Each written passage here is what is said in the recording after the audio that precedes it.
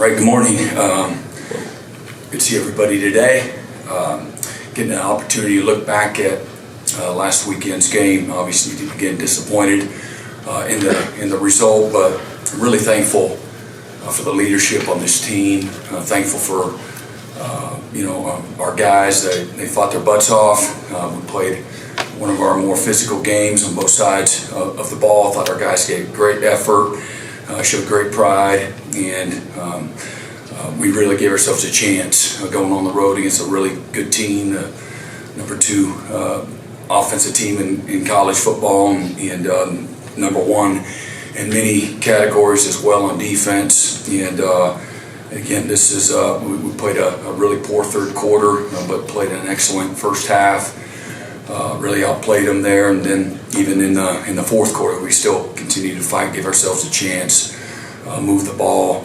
Neither offense really had much success in the fourth quarter, but we had 7 first downs. They got 0. I think we had 70 plus yards of offense, and they had 17 yards of offense, and in a game where it's 12-point game, a lot of things can happen, and our guys continued to fight. We showed some improvement in some areas, so I want to recognize that, through the course of the year. That's the hope, that the improvement happens sooner rather than later, and some of that has been more incremental than you want, but it's certainly been there. And unlike our previous 2 games, where turnovers were a huge factor in those games, for the most part, we put one on the ground on a really good play by them, on a mesh play, on a run play. The turnovers, we did a really pretty good job going on the road and taking care of the football as well. So those are things that you look at. Again, turnovers, we did lose it. We lost it by 1, the margin, but we did run the ball much more effectively and efficiently than they did, and thought the lines of scrimmage from a run game standpoint, short yardage standpoint, all of those things, our guys really held up well on both sides of the ball. And again, our third downs, fourth downs, where we hadn't been very good on offense. Again, we're just under 50% on the day, which is a solid day against, again, one of the best defenses in college football. The first half, we were at 70% conversion rate, and really, again, just really playing really, really well. Where we fell short and lost control of the game, I thought 2 drives where we had positive plays, our first 2 drives on offense were negated by penalties, where, again, we played much more clean in the first half and made some critical mistakes in the third quarter on those first 2 drives, and we're not good enough right now to overcome many self-imposed mistakes, if you will. And on defense, bad eyes, 2 busted coverages, and a couple explosive plays, and they scored on their 2 opening drives of the third quarter, and we got dominated in the third quarter. And those were the 4 drives, 2 on offense and 2 on defense, where they scored 13 points, and then didn't score again in the third quarter, and then they scored 3 points in the fourth quarter on a short field.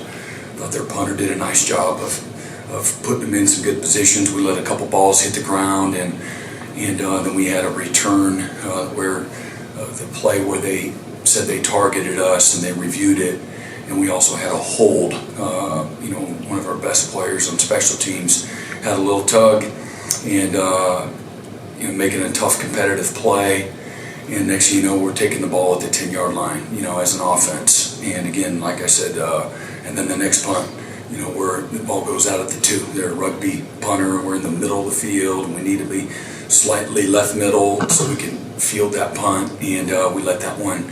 Really excellent job by them, but not a good job by us, and now we're taking the ball off the 2-yard line, and we move the ball from there, but too little, too late, and those are all things that matter when you're playing good people, and you're in the hunt, and you have a chance to win. Those are things that really matter. But I would be remiss if I didn't, just recognize, our leadership, the the continued investment, the fight that our guys, for a lot of people that may not be good, but that's okay.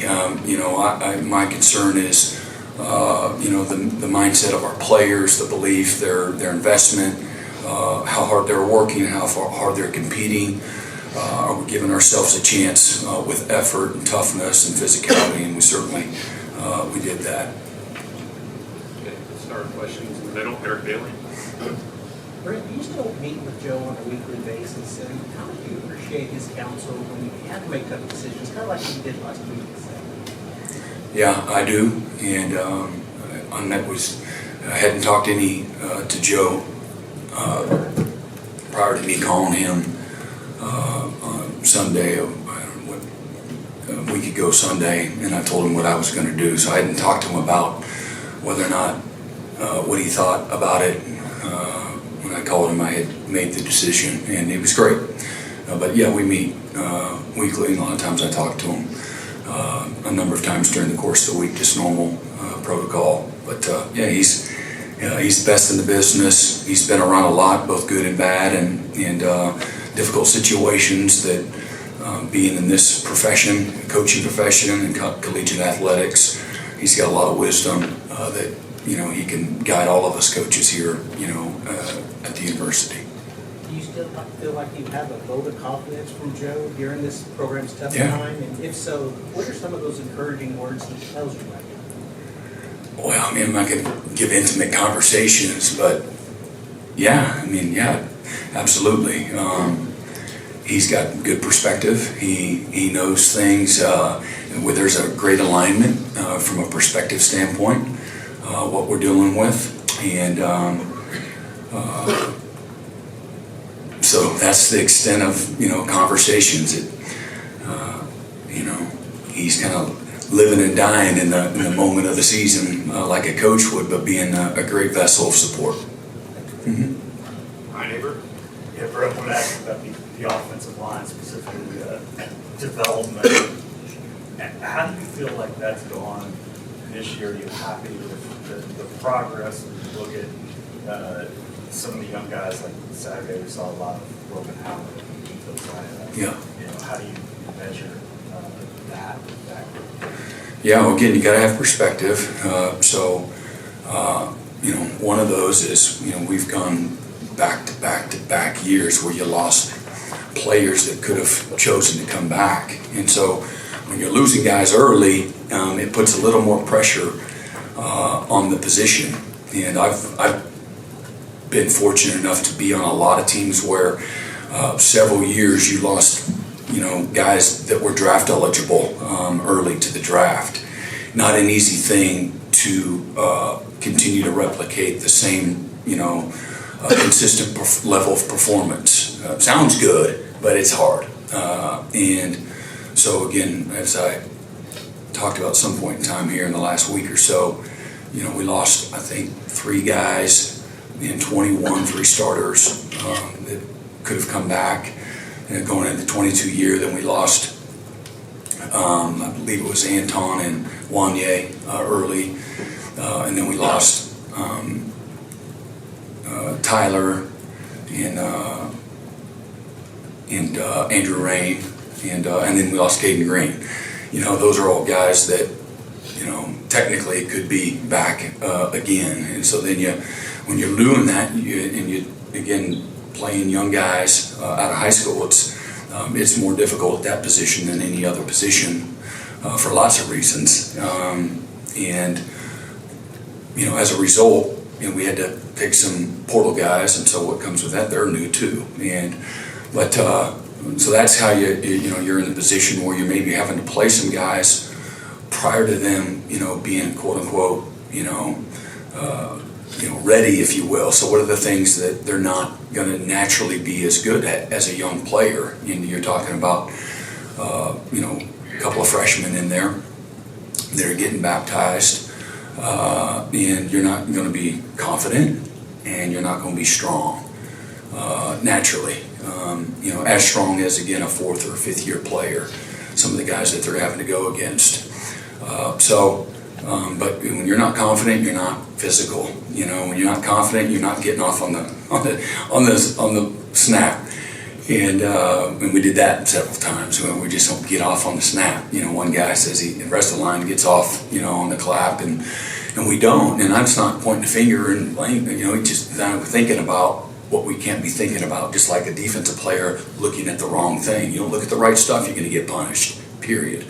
If you're not thinking about the right things, you certainly start with a snap count and you get overwhelmed. And it happened in the game. Or, hey, where's my help coming from here? Center sliding away. I'm in a man protection scheme. I can't go the wrong way and turn the 3 technique loose. And when you play, again, nobody wants to hear. I'm going to say it anyway because it's what the facts are. But when you're playing freshmen play like freshmen sometimes. They don't have experience and wisdom they can lean on. And so that happened a few times, but at the end of the day, I really felt like, and this is whether it's while Jacob was still healthy and whatnot, through really three quarters, we gave ourselves a chance on the offensive line. We had winning performance, and had 3 sacks prior to the last 6 or 7 minutes of the game. And one of them shouldn't have been a sack. It's a mesh. It's a run play, and they counted the fumble as a sack. And then later in the game, on the double pass, we get a sack by Power Sharp. He pulls it down because the guy's covered, and I think we had 6 sacks in the last 11 snaps of the game. So like I said, none of it's any good. We got to be better. We got to know the snap count, get off on the snap count. But overall, again, development piece. Again, we're in the infant stages of that. Heath Ozide has done some really good things, and he's got that tremendous ceiling in front of him, and we really believe Logan Howland can play this game a long time. He's not there yet, and like you would expect, he's and right now he's not an overly confident guy, and at times Heath's not, and so that comes from going through it, and it's not a great solution, quote unquote, but that's where we're at. And again, Bill Beatonbow is one of the best in the business, and he's done a great job. He has a career of doing more with less and developing guys, taking undervalued guys and getting them in a position to play well. And but that being said, again, if you look at a stat sheet right now, we're really bad when it comes to lots of spaces, and sacks is one of them. And so you got to have perspective on all of it. At the end of the day, none of it's any good, and we're relentlessly on trying to improve and get better, and in all the ways that you can during the course of a week. We're going to move Isaiah Autry over there, and don't know whether or not Jake Taylor's going to be available. Jacob Sexton will be out for a little while, and not having Garen Hatchett inside is a reason why, again, Heath was put in that position. And again, like I said, he's done some really good things for a freshman guard that's having to play in there a little sooner than you would ideally like. But he's done some good things, and he's a tough kid, and so's Logan. And tough guys that they want to do well, and they've got great futures. We need to help them continue to play well. We did some chip protection, and when we did that, we didn't give up any sacks. Once the fourth quarter happened and we're running out of possessions, now you got to find ways to move the ball, and they're sitting in soft, umbrella coverages, and you get 3 guys out against, 7 guys in coverage. It's going to make it for tough sledding, and none of that was any good. So, Mary? Yeah, Brent, Jackson seemed to hold up pretty good in difficult circumstances Saturday. Is the rest of the season in part sort of a discovery for the future in terms of, does he want to come back? Do you want him back? How do you figure out the money? Those kinds of things? I thought Jackson had his best performance of the year. I thought he did a great job going on the road and playing against a top-ranked defense. And again, he completed over 70% of his passes, made a lot of great decisions, ran the ball well, threw it on time, did a fantastic, had a great game, and having fun and getting comfortable. And not playing with a bear on his back. He just was played free, and I thought Kevin Johns did a fantastic job of getting him ready and giving a new, fresh perspective from that standpoint. And my assumption is that you're dang right he wants to be back. Why would he not? That's how I look at it. I don't have my head in the sand. I would be concerned if I was thinking in that way. Oh, I wonder if he wants to be back. Well, shit, you start quarterback at Oklahoma. That's your dream, You turned down a lot of good people to come here, and now you face some headwinds, and now you're just going to quit. I don't see that in him, and I don't see that in guys in our locker room. Does it happen in college football or in life? You're damn right, but not with people that are built with the right stuff. Not at all.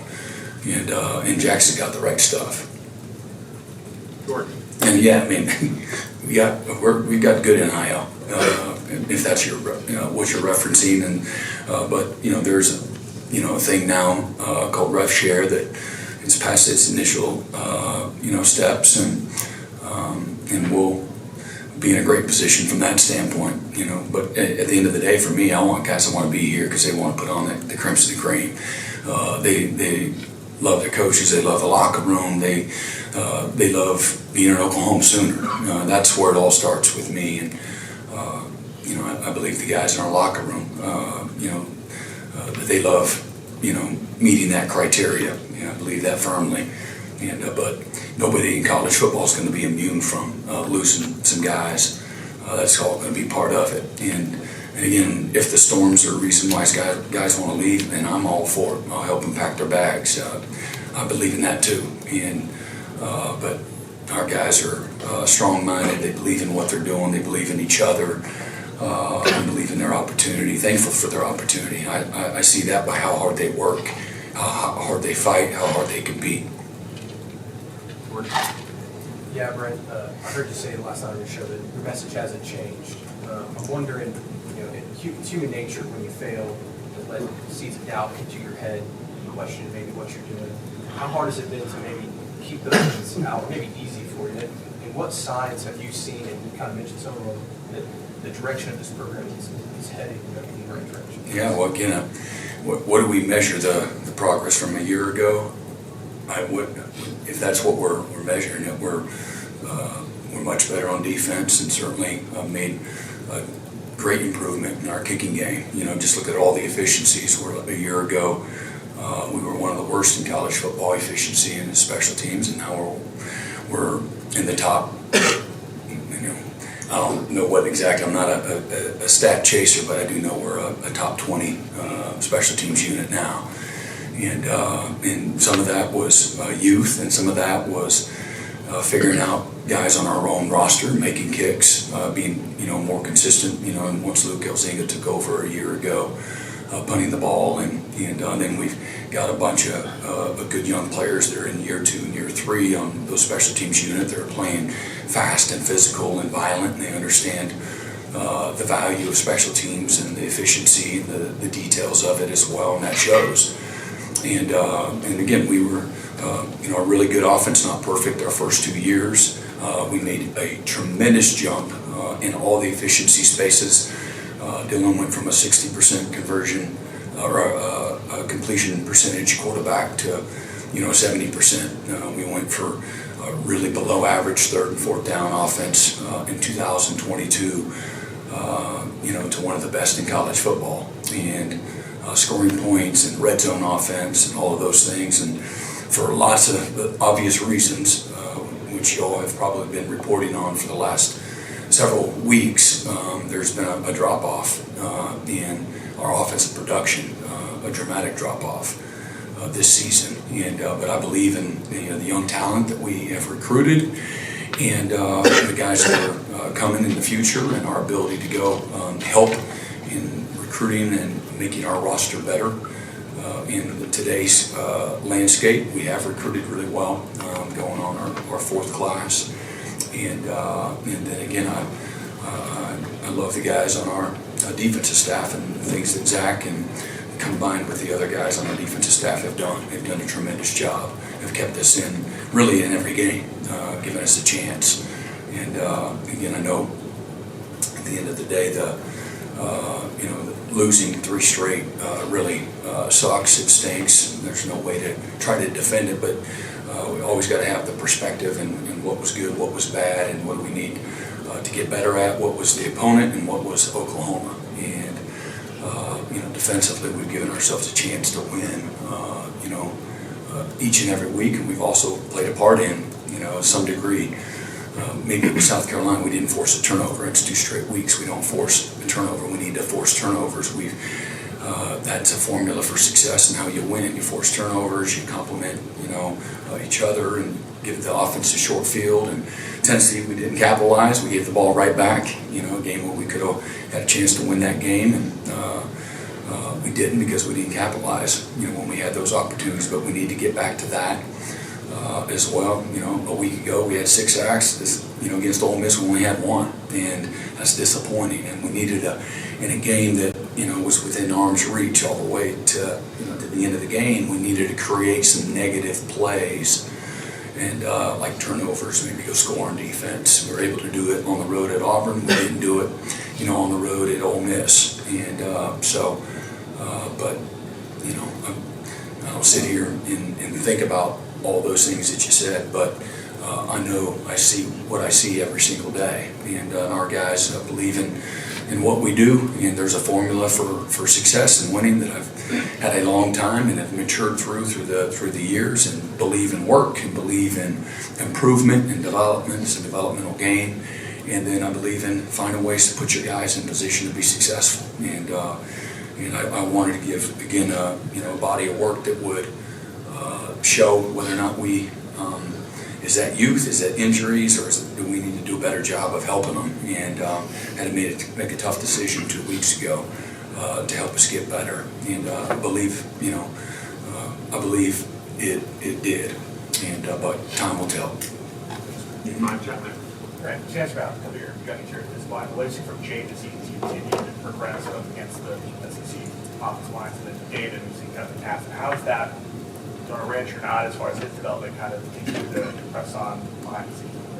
Yeah, Jaden's a great example of a young freshman that came in with he brought in fundamentals, physical toughness, mental toughness, and the ability to play fast as a result. Great work ethic, really smart guy. Football was easy for him, and so all those things transitioned to his ability to become a starter. Was a game captain, a week ago. Has held up incredibly well. Has played really well. Has been a model of consistency, which is probably the best quality that I believe you can have, is just being a consistent week in and week out performer. It's really hard. Everybody in college football is going to show up and practice with energy and enthusiasm and passion the first few weeks, but where are you week 8? Week 9, week 10, where are you after you've lost, some really tough games? Where are you then? And he's been the model of consistency. He hadn't flinched, and really just proud of those things. And he's got a tremendous future, and he cares deeply for his teammates. He shows up every day wanting to be a great teammate.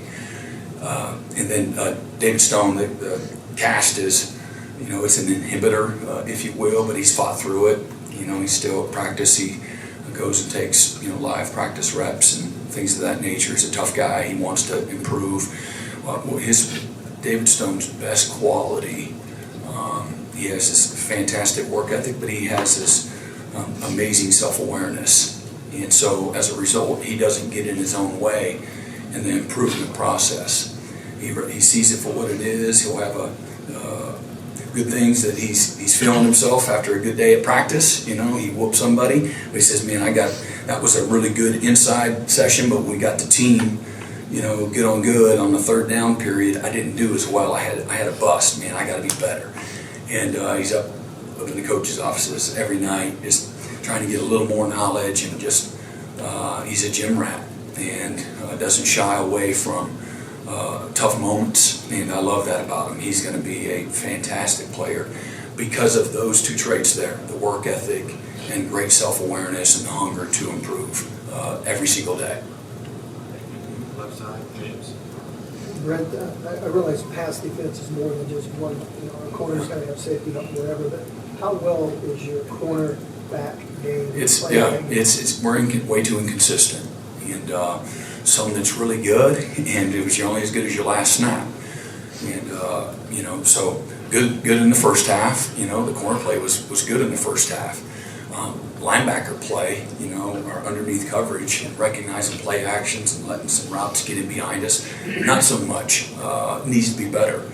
And then in the second half, when we get to, again, 3rd and 12, we get some bad eyes. Initially the coverage is great, and then we do the unthinkable and man-to-man coverage. We take our eyes off our man, we lose them. The quarterback makes a really competitive play with 2 defenders, bringing them down, and receiver made a great play, too. So good competitive play, but bad on our part with the discipline and taking his eyes off his man. And next thing you know, they scored 2 plays later on the double move. And so it all looks bad. You give up an explosive play on the scramble, you give up an explosive play on the double move. And, another time we've got a good coverage called, and corner on one side plays really well, the corner on the back side busts his coverage, and they throw it for 28 yards over our head. And we got to get our guys not to bust coverages. And then the experienced player needs to know the call and be in the right call. And that's football. Sometimes you don't get exposed. Sometimes you bust the coverage and they don't take advantage. And good people are going to find you, and they did. And but at the end of the day, we gotta be better. Eli Bowen was really good all day, and we were inconsistent, at other spots. And Jacoby played some, and he's really believe in him, but he had a tightened hamstring, so he couldn't play in the latter part of the game. But Dez has been banged up and been out of practice the last few weeks. Just been available for the games, and he's got issue he's dealing with, and so some of that rust shows. And then Kenai's playing a lot of snaps, but he's played his butt off. Sometimes he's been not so good and got exposed, and other times he's been fantastic. So a little inconsistent there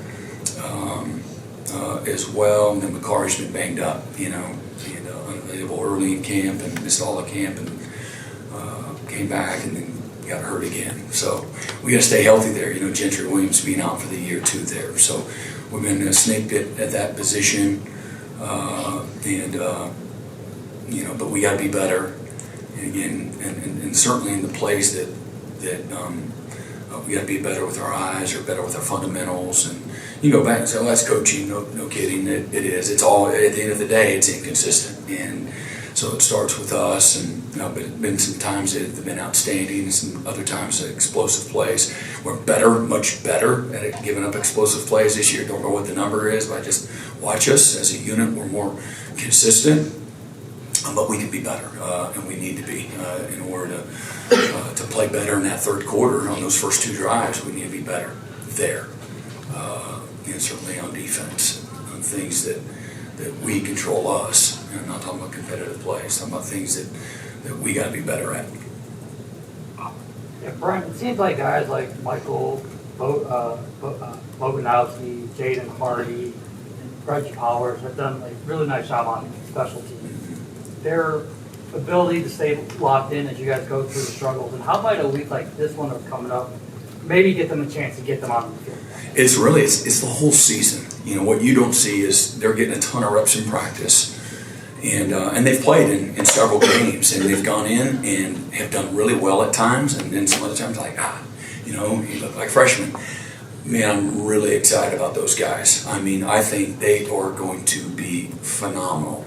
And no coach speak, that's just what I've seen. And they've got great mindsets. They're tough guys, mentally. They're tough guys physically.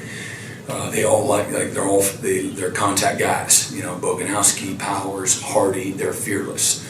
Hardy wants to, he'll go play anything. Even though he trains at one position, he's every game he's like, always tapping on it. Man, I can go and do this, I can go and do that. And that's what he did in high school. And I wouldn't doubt it, I wouldn't put it past him, but we're trying to get him good at one thing.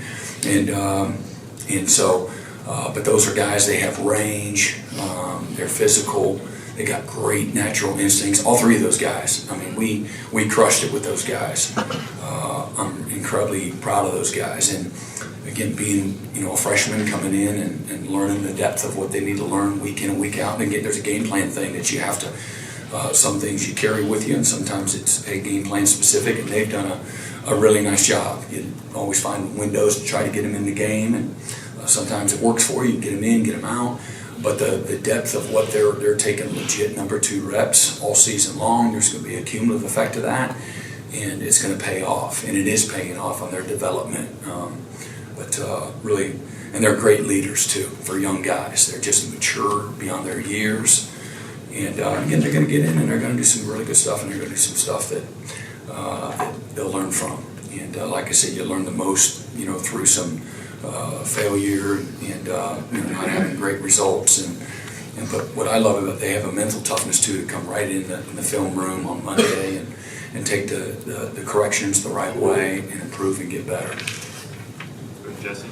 Brent, you mentioned. And yeah, this week is another week. It's and that's why I said what I said. This is just one more week for them. I don't take anything for granted.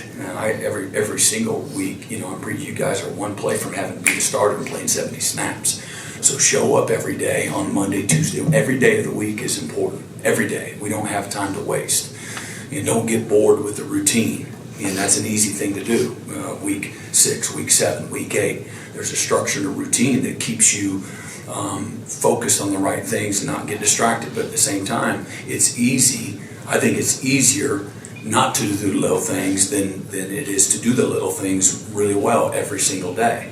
And that's why I said the message isn't going to change, because I can't change what it takes, and it does take that. It's not reinventing the wheel. It's getting great at the basics. And so for young guys and old guys, it's easy to allow the routine of the season, the structure of a Monday, Tuesday, Wednesday, Thursday, Friday practice to bore you, and then next thing you miss these amazing moments to grow and develop and not have a game rep mentality.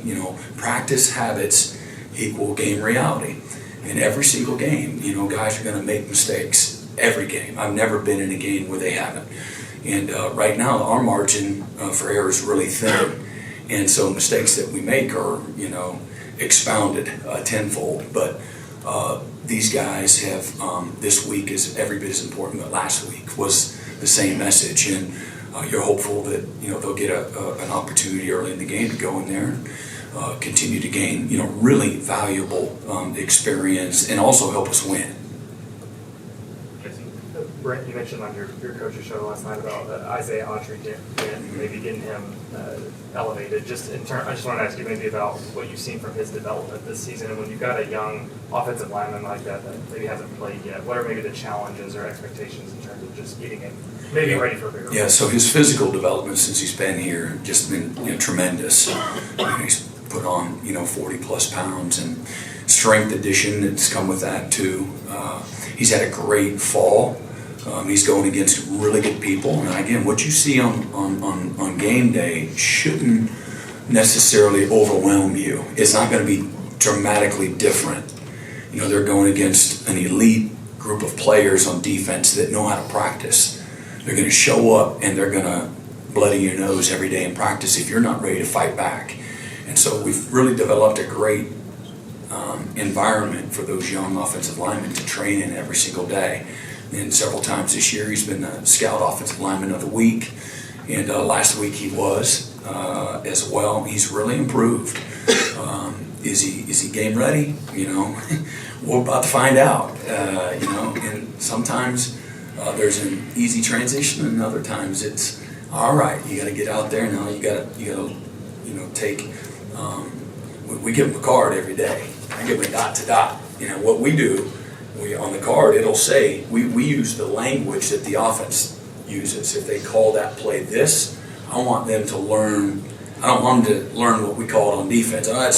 Call it the inside zone, call it the counter, call it the sprint out, call it the dash, call it the switch verticals, whatever that is.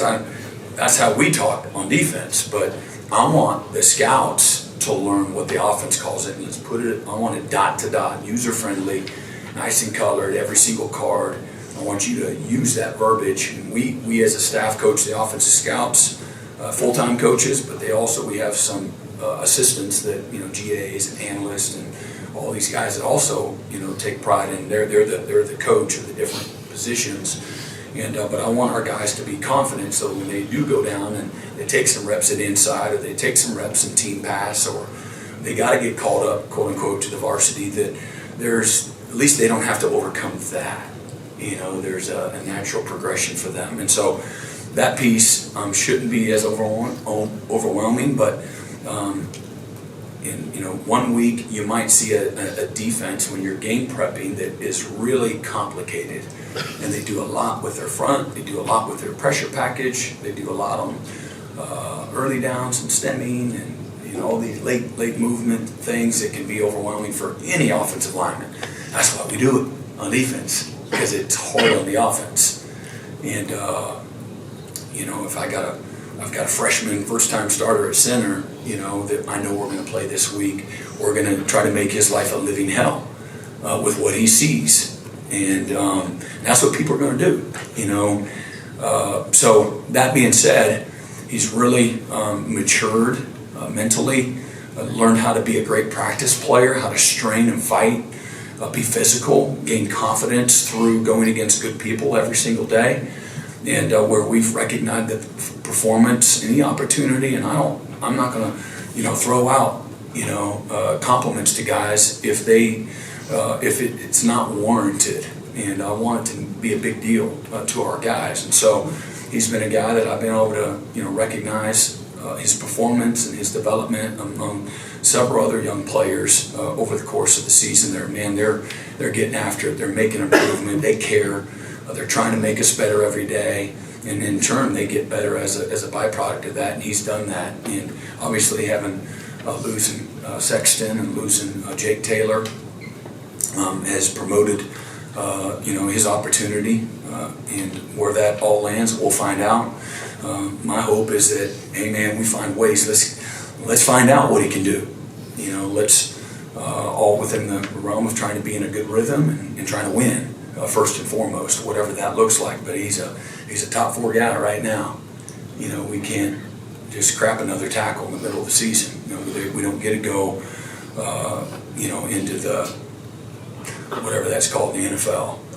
Where they get to go take a guy off the quote-unquote practice squad, or the, that's in the free agent market or what have you, that you can pull off another team. So, but I really like the progress that he's made. I traveled him last week to reward him. He's going to Mississippi, back where he's from, and but I also just want to recognize, man, you need to, we might need another, a backup receiver potentially if disaster happened. But you know what? That guy's not even taking practice reps. Man, you're just killing it. And I'm gonna. So we took him on last week's trip because of the improvement, and because of the work, and because of the the fight that he's shown every single day. He's really made the most of his opportunities, and he's a much more confident player now than he was, when we started, the season.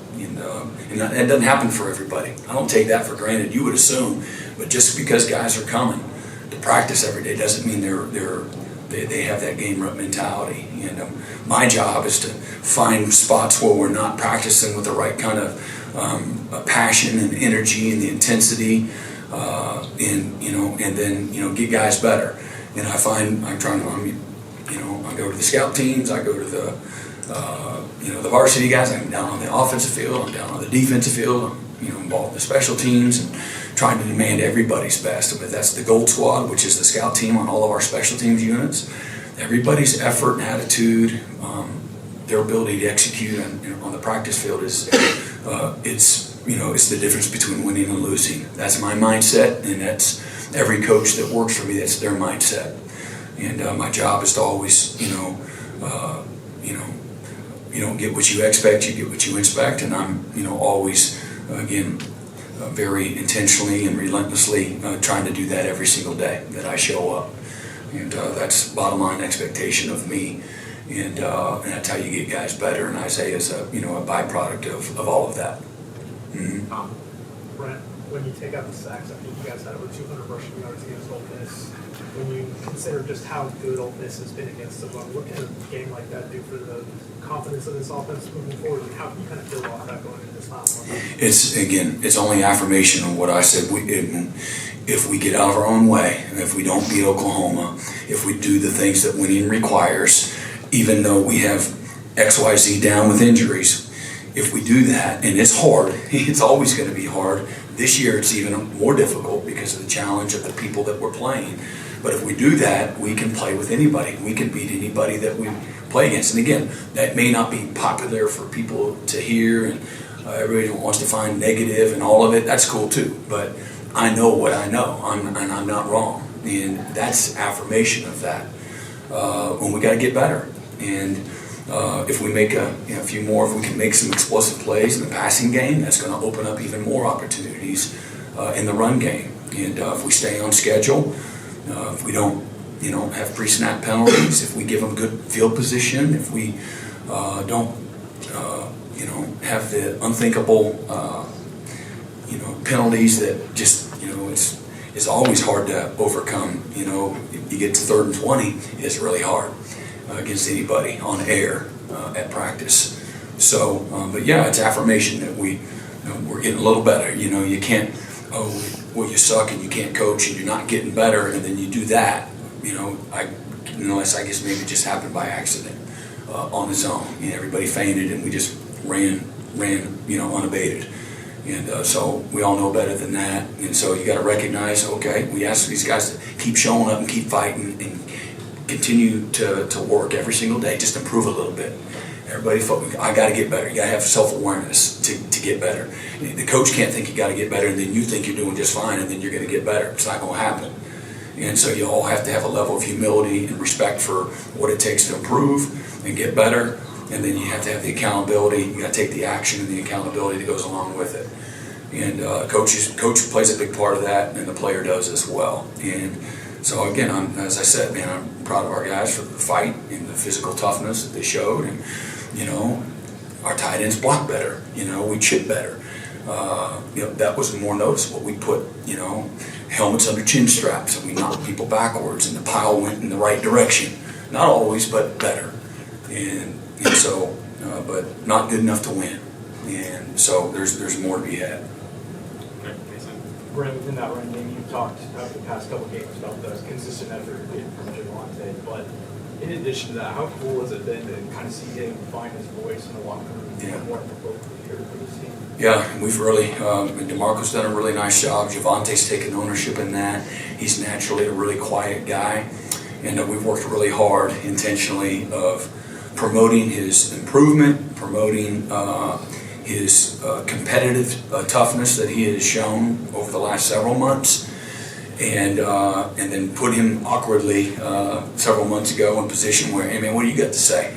And you do that over time, it has compound interest, and where he gets more and more comfortable in doing that, put him in front of the team, and he's taken a liking to it. And part of when you start to have success as a player, then you feel like, okay, I should have something to say now. I have a right to have something to say. If you're a guy that's been banged up, or maybe you're not performing at a winning level like you're capable of, you feel as a quote unquote leader, maybe you're supposed to be a leader, you don't feel as comfortable. And so some of that, again, improvement in the things that I said have lended, you see this real development as a voice in the locker room for our guys on offense, where you have a lot more new guys. Again, I don't know how many guys started games for us last year in that group, but there were not many. And so it's hard to have all these, great voices that are leaders. The coach can't be the only one, but he has to be the one, but he can't be the only one. And not if you're going to be, what we want them to be. It's usually because you've got not only great buy-in, which we do have that, and so that's a leadership skill too, is great buy-in and showing up every day, but a voice other than the coach is always, appropriate and helps the growth of everybody. But he's been fantastic. Really proud of the young man that he's becoming, really getting comfortable in his own skin on the field and off the field. Coach, it's 12-17. Do you have time for a couple more? Yeah. Coach, wondered about Kevin Johns. What did you see in him that led you to promote him? And then what have you seen since then? I was excited about. I've known Kevin Johns for a long time as far as his career, because he's worked with people that I know, and certainly I watched him at Duke and being in the ACC for a decade and watching the transition into coaching there on that staff, and then watching them after we got to Oklahoma, watching them beat Clemson a year ago and have a really good year with that quarterback. And again, knowing that they did more with less there as well. And Kevin Wilson always bragged on him as being a really good football coach. Really value Kevin's opinion. And then Seth had a relationship with him. And when all this went down a year ago in January, and we're finishing out the staff, Kevin was somebody. There's a short list of guys that we talked about as being able to bring on that could help us in lots of ways, offensively, but also in other ways, maybe that had experienced as a veteran coach. And losing Matt Wells going to Kansas State, kind of somebody maybe that could be in that role. And but he's been really, and I know I walked everybody through how we got to where we got to. But when I asked him, brought him into my office again a week ago Sunday, hey, would you be willing to do this? And this is what my expectations are. This is what I would have you do, and this is how it would all work. And he again courageously said yes. I don't ever take anything for granted. I don't want somebody to tippy toe and have one foot in it. You ain't gonna be worth a flip. I want somebody that's fully submerged all the way, fearless and excited. And so how you respond is going to determine on, I gave him the what do you think, and then you need to respond the right way. And he did. He didn't flinch. And I was excited about that.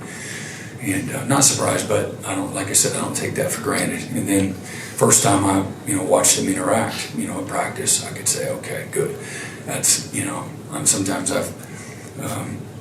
I just, every play I want to coach. I coach every play, like it's the biggest play in the world. And if you might have a plus on the grade sheet, but I'm going to find, but it could have been better. And I like, and everybody's different. Not every coach is the same. And you can still be an incredibly effective, successful coach, not coaching that way.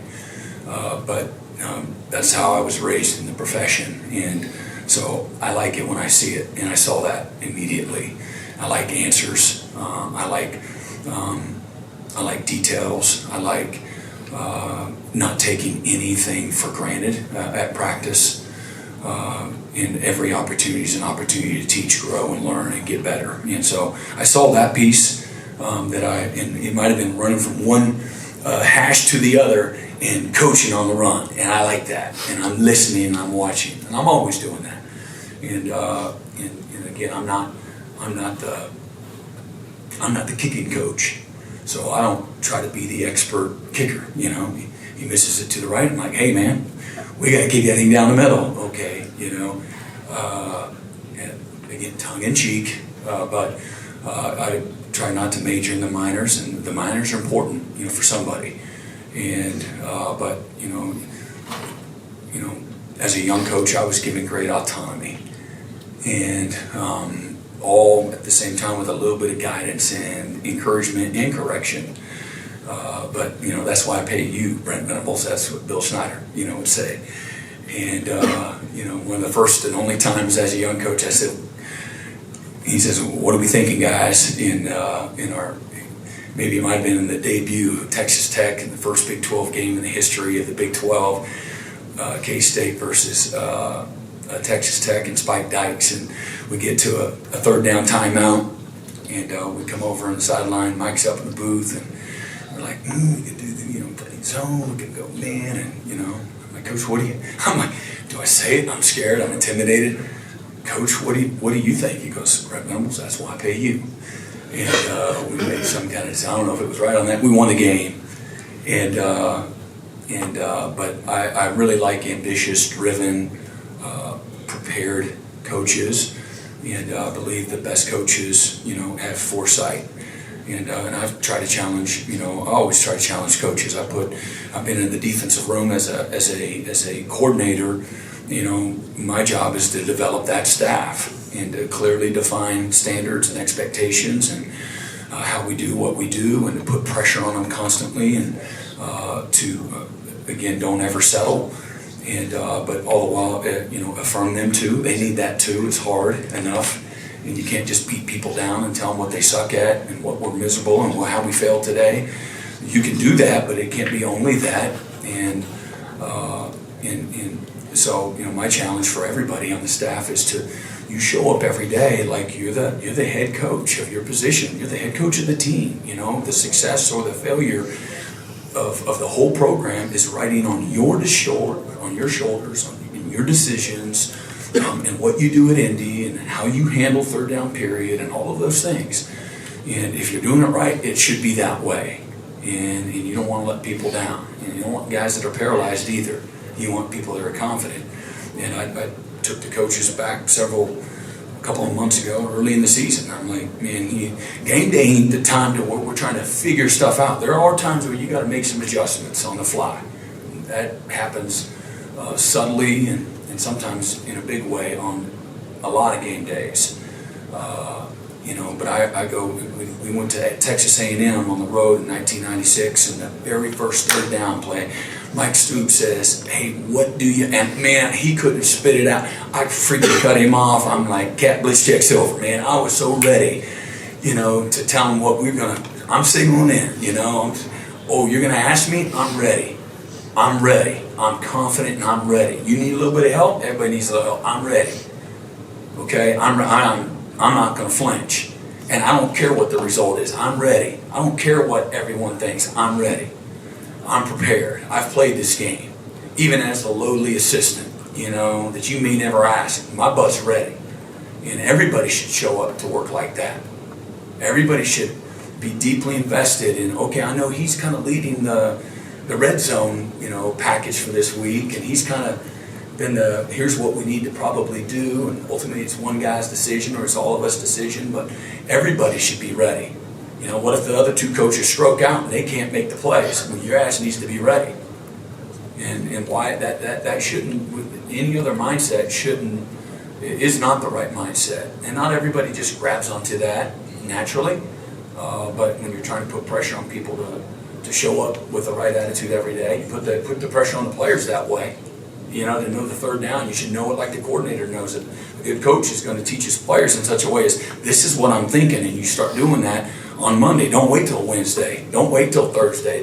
He kind of likes this. No, he's going to love this, because that's what we get him good at during the course of the week. And sometimes that's not appropriate for everybody on the roster, but I think that's got to be the mindset, of the coach. And Kevin Johns, that's what I saw when I said he was like a pig in the mud. It's because of all of those things, and not overcoaching. Sometimes we've all been guilty of overcoaching. As a parent, sometimes you overparent. Trying to keep them out of harm's way. Well, the best thing you can do sometimes as a parent is, okay, Mr. Know what a fantastic job that he and the rest of the staff did. Would not be appropriate. I'm not sitting here and we lost the damn game. So I've gone out of my way. You asked a question. I think it's appropriate to answer it, adequately, and those are the things that I can have a great appreciation for, and the players benefit from.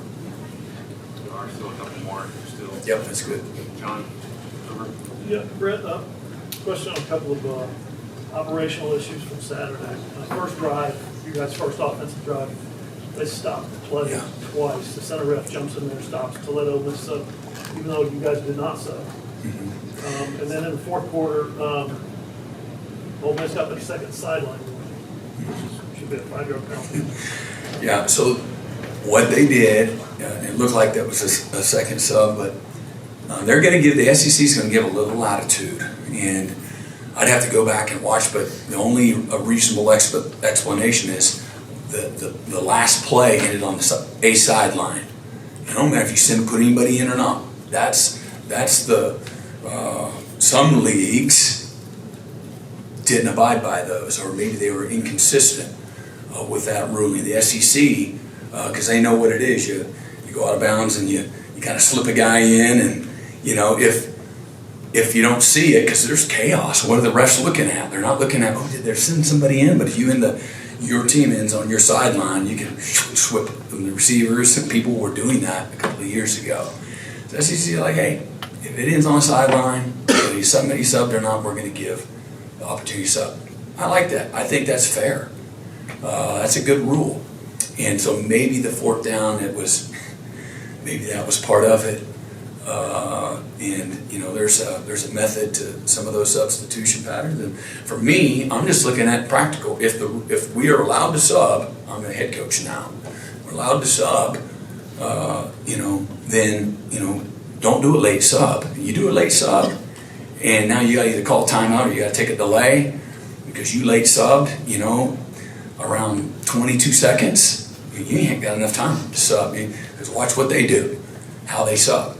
And you're going to be, so teams that do a lot of subbing, like on offense, it can be a real issue for you if you're trying to go fast, and if you're not trying to go fast, if you don't sub fast enough. And then all of a sudden you need a motion in there, or maybe you get a shift and then a motion. It's a real problem.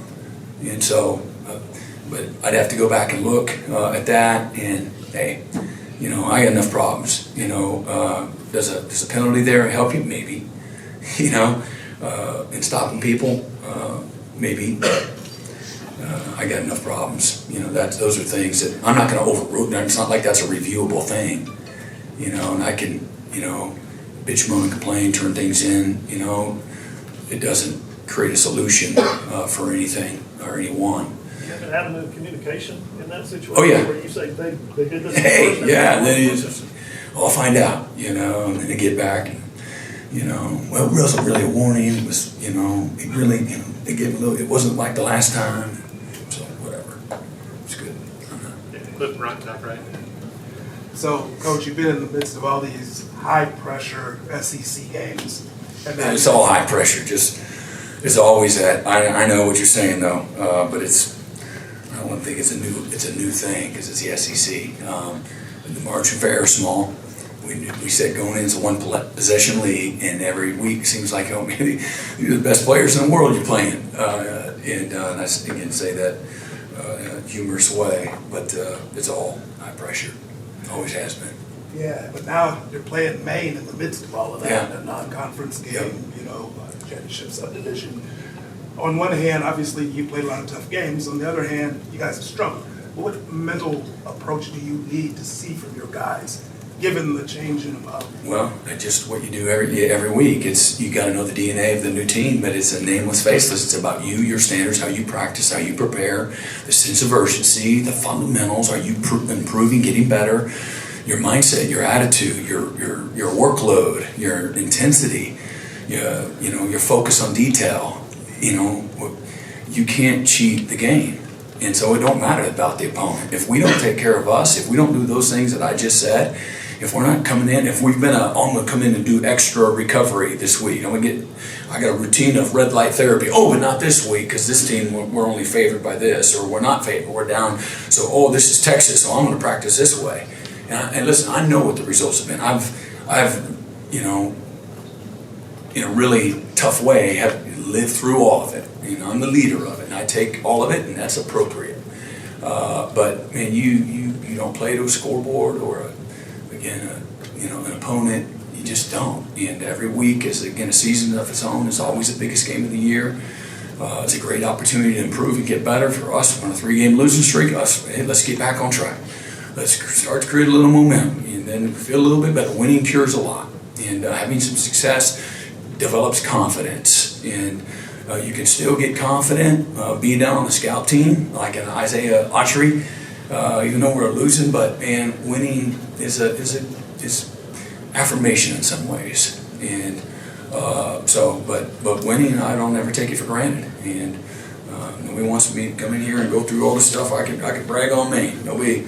Well, they got 17 graduates, and well, what does that mean? They got a lot of experience. Nobody cares, and it's like I said, we're focused on Oklahoma, like we always have been. There are schemes that we got to get ready for, and we need to get them down quickly. And otherwise it gets sloppy and it don't look good. That'll show up too. And if I said, hey fellas, we're playing this opponent this week. I'll see you on Thursday and give you the first 3 days of the week off, and we'll start up on Thursday. How do you think it's going to look? No matter who you play, it's going to look like crap. But I don't want our guys. Hey, well, this week let's meet a little longer. Let's practice a little longer. No. There's a routine. There's a system. There's a method. Every year you might. Hey, man, we're a little bit banged up. We're getting thin. Well, we normally scrimmage all of our young players. Well, a lot of our young players are old players now. They're with us, so we haven't been scrimmaging weekly the last 6 weeks, and so there's that. So you handle it every year. But as you get to about midway point, you start incrementally starting to shorten periods and try to keep guys fresh, and so you're always doing that, and maybe a little more. We need development, but man, we got to get healthy. We don't have the depth that we did have before injuries. Right? That's real. So what happens? Well, the backups are taking a hell of a lot more reps. We don't. So you don't have as many reps as you can get in 20 hours. If you do that, you're going to rip all the tread off the tires. And so we have sports science, and we can really do a really good job of, in a very infinite way, you can really break it all the way down to the core. What it looks like and compare it to a game. What it looks. We have several seasons of data. What these Monday practices, game 9, what that looks like compared to other years, or what it looked like compared to last week or the last several weeks, and then guys don't play as fresh or they're not as explosive. But we needed our reps. We need to get the reps in, and think about receivers or tight ends, and we've had guys banged up. It is what it is, but there's a cumulative effect to that too, and I got to gauge all of it. And trying to continue to develop this team. It's important that we do that. And if we make improvement, we get a few guys back, and we can, maybe build on some of the success that we had on. Not enough, but some of the success. We'll have a chance to put a winning streak together. To finish the year. And it's going to be tough. It's going to be a great challenge, but it's doable. That's our focus and our mindset. But it's on what's in front of us right now. And we'll have a great Tuesday practice. But we were 7% less this Monday as a football team in our output than we were a week ago Monday, and that's total mileage and all of those things. And again, that's going into week 9. Hey, man, let's slightly pull back and try to get some guys healthy. What happens a lot of times when you play a lot of youth, their bodies aren't built up from a physical stamina standpoint. They just don't. They have less tread on their tires, believe it or not. And as the season goes on, mentally, physically, all of that starts to diminish to a certain degree. Zach Jackson is an alpha, and he's certainly not immune from that, but less for him. Some other guys, it's just like, we got to do it again, and that's where it's really hard. And the good teams, man, they can do it week in and week out, and they just start dropping. You see those, man, they got another one less team that everybody's talking about. And because it's really hard to do it week in and week out. My job is to develop that routine, that mindset that we do things a certain way, and over the long haul, that will serve us well. And even in the middle of a 3-game losing streak, not that you're not always evaluating everything, you certainly are. But we're going to continue to have the same type of structure, make the appropriate adjustments like you would anytime going into your 9th week. And I don't care who it is. And if we're playing the Dallas Cowboys and everybody else is playing, this other team, maybe I'm saying, hey, tell me why that makes sense, from a strategy standpoint. But You know, I'm not complaining, I'm not promoting, I just show up and play and coach.